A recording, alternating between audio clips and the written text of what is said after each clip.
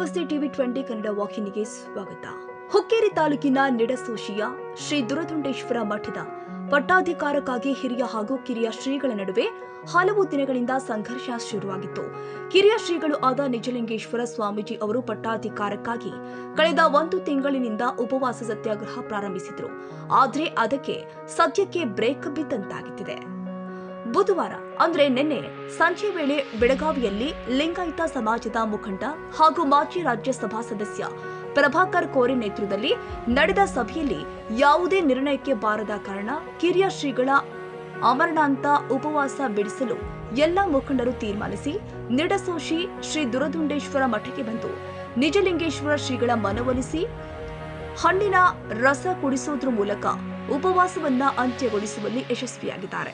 ಮಾಜಿ ರಾಜ್ಯಸಭಾ ಸದಸ್ಯ ಪ್ರಭಾಕರ್ ಕೋರೆ, ಶಾಸಕ ಗಣೇಶ್ ಹುಕ್ಕೇರಿ, ಮಾಜಿ ಸಚಿವ ಎಬಿ ಪಾಟೀಲ್, ಮಾಜಿ ಸಂಸದ ರಮೇಶ್ ಕತ್ತಿ, ರಾಜ್ಯಸಭಾ ಸದಸ್ಯ ಈರಣ್ಣ ಕಡಾಡಿ, ಮಹಂತೇಶ್ ಕವಟಗಿಮಠ್, ಸಂಗಮ ಶುಗರ್ಸ್ ಅಧ್ಯಕ್ಷ ರಾಜೇಂದ್ರ ಪಾಟೀಲ್ ಸೇರಿ ಎಲ್ಲ ಮುಖಂಡರು ದುರದುಂಡೇಶ್ವರ ಮಠಕ್ಕೆ ಆಗಮಿಸಿ ದುರದುಂಡೇಶ್ವರ ಮಠವು ದಾಸೋಹ ಪರಂಪರೆಯ ಮಠವಾಗಿದ್ದು ಉಪವಾಸ ಮಾಡುವುದು ಸರಿಯಲ್ಲ ಎಂದು ಕಿರಿಯ ನಿಜಲಿಂಗೇಶ್ವರ ಶ್ರೀಗಳ ಮನವೊಲಿಸಿ ಹಣ್ಣಿನ ರಸ ಕುಡಿಸೋದ್ರ ಮೂಲಕ ಉಪವಾಸವನ್ನ ತಾತ್ಕಾಲಿಕವಾಗಿ ಅಂತ್ಯಗೊಳಿಸಿದ್ರು.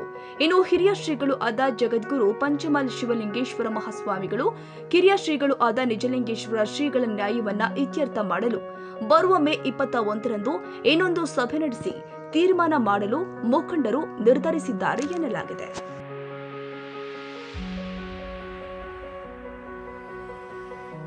ಕನ್ನಡಿಗರ ಮೆಚ್ಚಿನ ನಿಮ್ಮ ಟಿವಿ 20 ಕನ್ನಡ ವಾಹಿನಿ ಇದೀಗ ಟಿವಿಯಲ್ಲಿ ಲಭ್ಯ.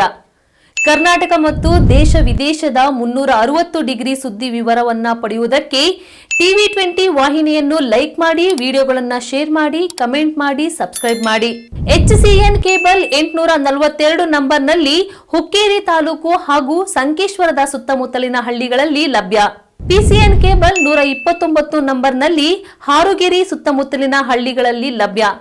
ರಾಯಬಾಗ್ ಡಿಜಿಟಲ್ ಚಾನೆಲ್ ಕೇಬಲ್ 80ನೇ ನಂಬರ್ನಲ್ಲಿ ರಾಯಬಾಗ ತಾಲೂಕಿನ ಸುತ್ತಮುತ್ತಲಿನ ಹಳ್ಳಿಗಳಲ್ಲಿ ಲಭ್ಯ.